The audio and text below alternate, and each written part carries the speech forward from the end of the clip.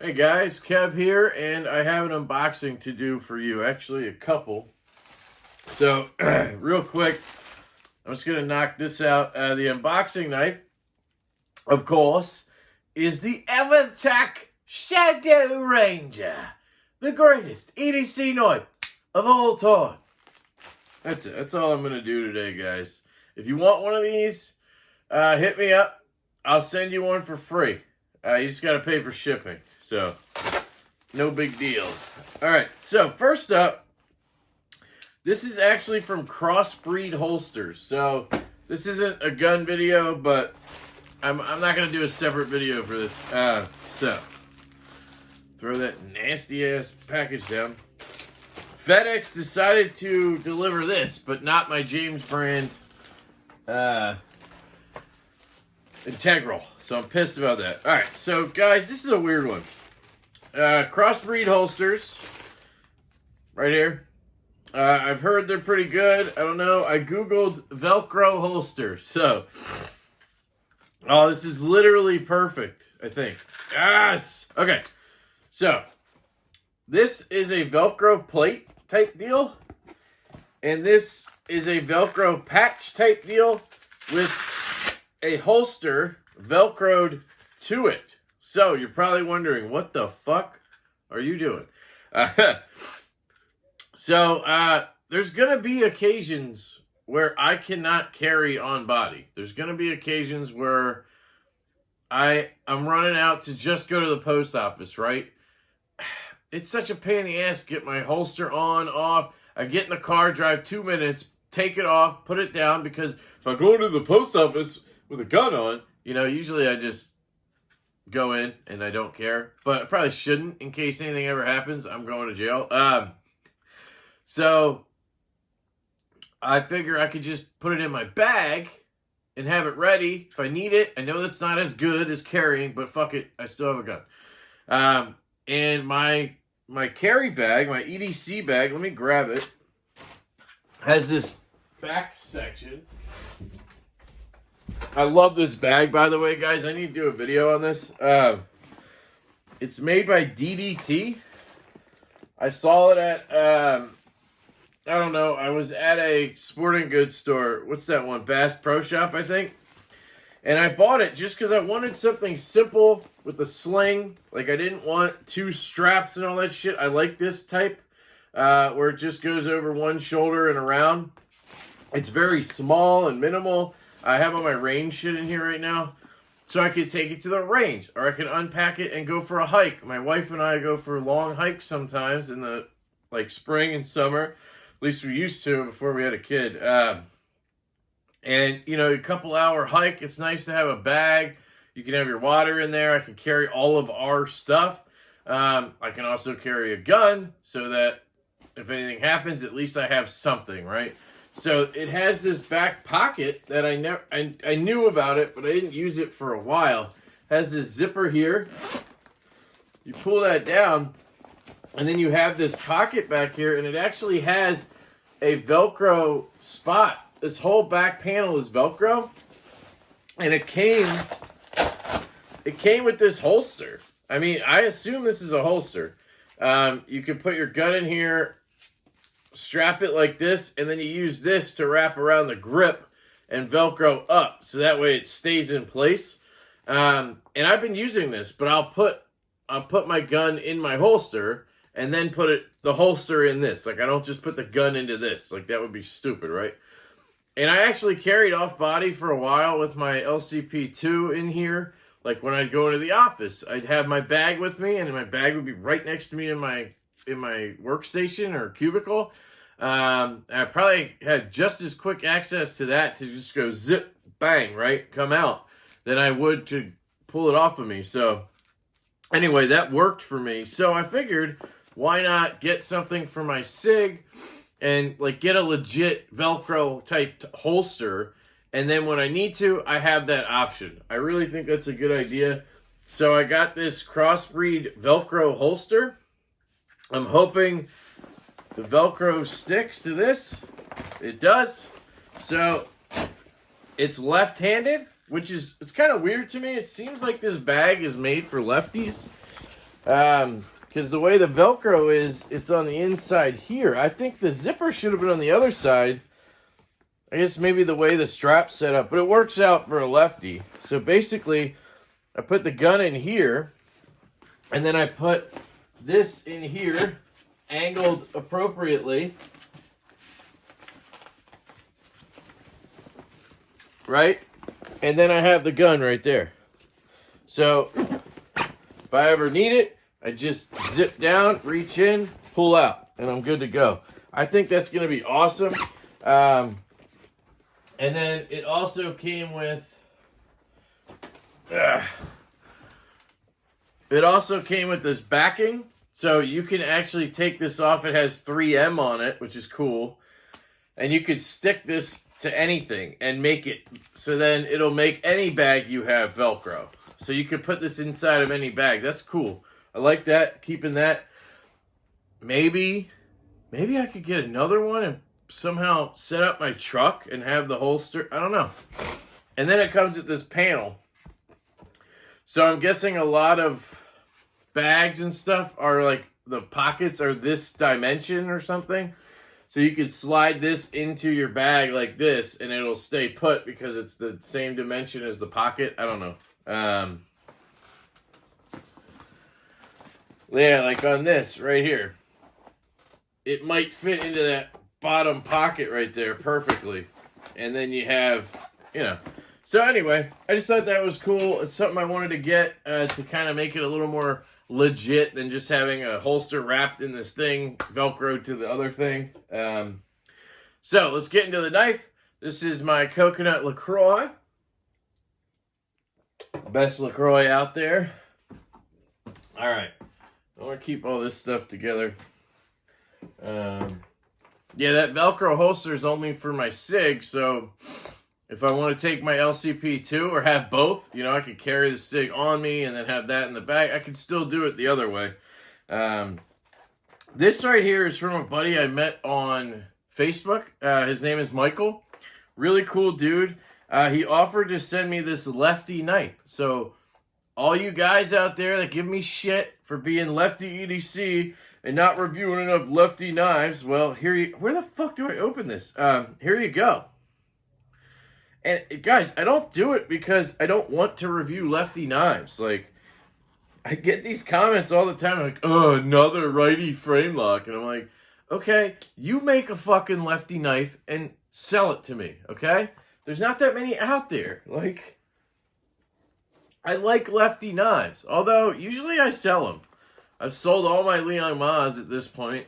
Not that I didn't like them, but the F5.5 just is going to get the pocket time over that. The Slim Midi is going to get the pocket time over that. So, oh, Michael, we got one of these guys who tapes the damn thing in a bag in the... you mother trucker.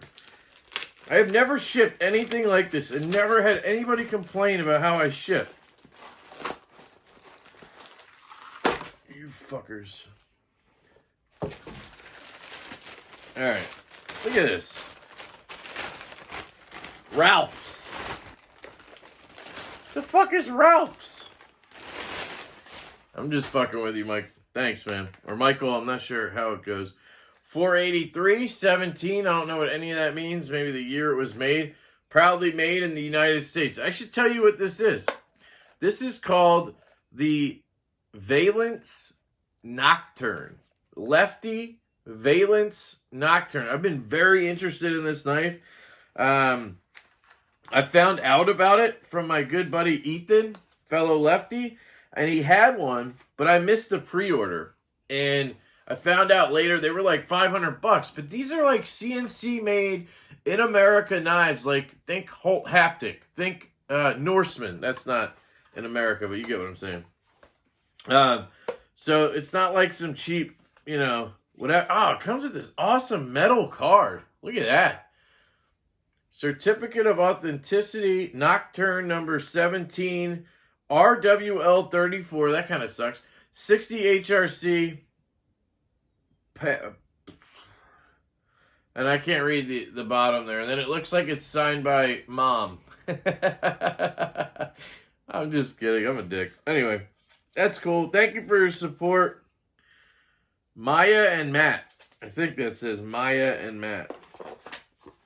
All right, let's see. Here it comes in this pouch. Comes with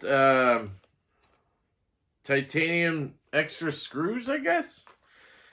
And Mike did tell me that they are going to be doing a spa service. So this is going to get sent in at some point to be refinished and resharpened and everything. So that's cool. It does look a little beat up, but that's what happens when you carry a knife. It's an interesting size. So take a look at it here, guys. Interesting design, interesting size, interesting shape. Has the cool ceramic ball in the clip. I mean, size-wise, I have my F5 here. It's a little bit bigger than the F5, but not by much, right? Very similar size for size factor or whatever you want to call it. So there's an idea for you. This must have been an earlier run. I don't know if it was 2017 or I don't know. Maybe that was just the number of it. Just kind of fiddling around here. So it has a flipper. Has this type of vertical style flipper. Very Vero-esque. Been seeing a lot of that. It has a front flipper, I believe. You have these blade stops. They're not thumb studs. You have blade stops and some jimping. So I guess you can front flip it. We'll find out. And then, of course, you have the hole for thumb flicking and middle flicking. It is a left-handed frame lock. All titanium. It's a bit weighty. A lot of people say they can really tell how heavy a knife is by watching me throw it in the air and catch it. I've heard that helps like tremendously to a lot of people. So that's why I do that. Yeah, the weight is very similar to the F5.5. So if you take your F5.5 and throw it up in the air and catch it, you'll know exactly how much this weighs if you have the titanium one. So let's give her a flick. Okay. It's closer. Interesting. Looks like a detent ball ramp, but it's kind of... I don't like that. You have to get past a certain point. Action is good on the close, but because of the flipper tab, you can't get past the point you need. Okay. I guess you can. I don't know. That's weird. Thumb flick. Ow, fuck me, that hurt. I tried to flick and then my thumb went up into this corner here. It's not very much, it's not set up for thumb flick, I'll tell you that much. I'm putting pressure on the lock bar too.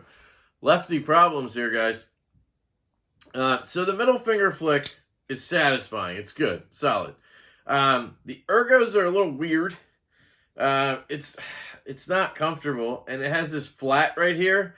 But that's not really a choil. It doesn't feel any better. Yeah, I definitely am not a fan of these ergos at all. Has a very straight edge on it. Warncliffe sheep's foot type blade. I like the look of it. It's weird. It's kind of small. Let's try the flipper tab. Okay. I hate this detent ball. I hate that it's not lower. Like, I hate that it doesn't break earlier because you're stuck right here. You get stuck. Why is it right there? Usually it's like all the way up here. You break through, right? Here it's like it's all the way down here. I don't understand that.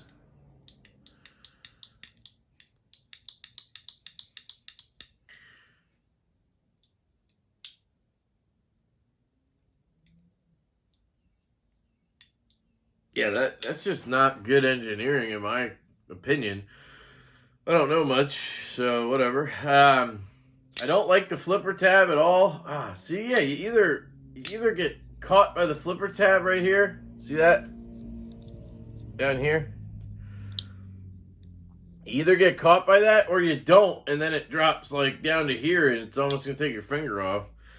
Front flip. It has this weird section right here, I guess, for front flipping. Ow, fuck. Was I on the lock bar? Jesus. Yes, I was on the lock bar. This is what I'm saying, guys. I'm so used to right-handed knives at this point that getting a lefty knife is weird. It almost is not good because I'm so used to doing things a certain way. That was my fault, obviously, but that fucking hurt. Yeah, I mean, my first impression is they want you to hold it like this, I think. They want you to do the flipper choil thing. But the rest of it, it's just not that... I guess if you grip it like this, you could get good control. It's not bad. It's not great or anything. That really sucks. That's a... what do I usually call it? That's a deal breaker for me. Like, I wouldn't buy one of these just because of that detent ball. Where it breaks, it's just not cool. Yeah, guys. I mean, it's interesting. It's got really cool milling on it. Look at that back spacer. I definitely do not like this design right here. How it cuts off like that. I mean, if you're a knife fighter, this sucks, right? So you can hold it like this. This is the best grip. The reverse draw cut, or whatever you call it. But you have half the blade in your palm. Look at that. So if I go down here, I have no control. So it's really meant to hold this way. And that's it. I mean, I guess like this kind of works. But it's meant to be held like this, which it's too small for. Or like this, where the difference between up here and down here is too big that it feels weird holding it like this, in my opinion. Yeah, RWL 34 too. I mean, that's basically what? CPM 154 or 154 CM. I don't know. Don't crucify me. I think it's 154 CM. It's like that. For $500. You know, they must have been taken after the Norsemen and just thought that was okay. To me, that I'm not spending $500 for RWL 34. I don't care how well heat treated it is. Yeah. So I guess my first impressions, because I'm just gonna do that right now. I don't like it. I don't really like it. The flipper tab is really pokey. It's got that jimping on there, and it's very small, so it's really pokey, and it actually like pokes into you. That really kills this knife for me, guys. That detent. You either have to do that, where you hit the lock bar all the way down here, and then have it guillotine under your thumb like that, or you got to stop it at the flipper tab and do the shake, shake, shake, Sonora, shake your body around. Yeah, right-handed. Ow. Man, that flipper tab just hurts. I mean, I'm being a little bit dramatic here, but like, uh-oh. Detent lash? No. Yeah, a little bit, but nothing crazy. Yeah, I don't know. I thought I would like this a lot more right off the get-go than I do. I think part of it is the size. I mean, the way it's designed, it needs to be a 1/4 inch longer here and 1/2 inch longer here, and it would probably be super comfortable. So maybe to people with small hands, this is really nice, you know? Maybe it's perfect for them, right? I don't really get... Why are these blade stops shaped like a star? Like... I mean, it has a lot of fidget factor, right? But I don't know. It's good. It's good. It's well made, all that stuff. I don't know. It's just not giving me the heebie-jeebies, you know? Like, when I put this in my hand, I don't know. I get the heebie-jeebies. I'm like, yeah, I like this knife. I like it. Feels really good. Fits like a glove in my hand. When I disengage it, it does this. Like, I don't know. When I do it right-handed, it does this. Boop.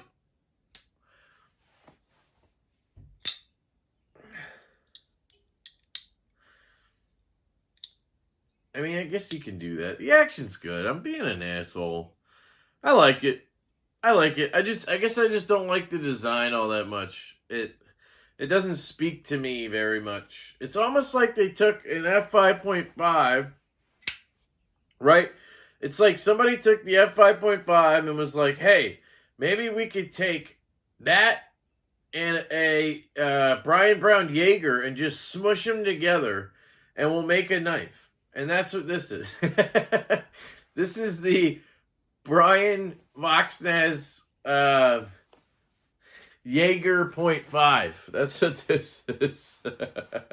I'm just kidding. I like this kind of like rhino ramp right here, but you never get to. I guess if you hold it up here, you're right up on that ramp, which is kind of cool. The jimping is interesting. It's like spaced out. It's not like grippy, but it's not smooth. It's very well done. I mean, guys, I'm being a little bit of a dick here. The design is a little out there for me, I guess, is what I'm saying. I don't like some of the jimping on the flipper tab. I really like the milling all around it. You can see the machining is done very well. It's milled out a lot internally for weight relief. They did a great job with that. I'm not a fan of the steel, that's for damn sure. It's really dirty inside. It definitely needs a cleaning. Construction looks really solid. It looks like T8s all around. I can double check. Of course I dropped it. Not the knife. I dropped my driver.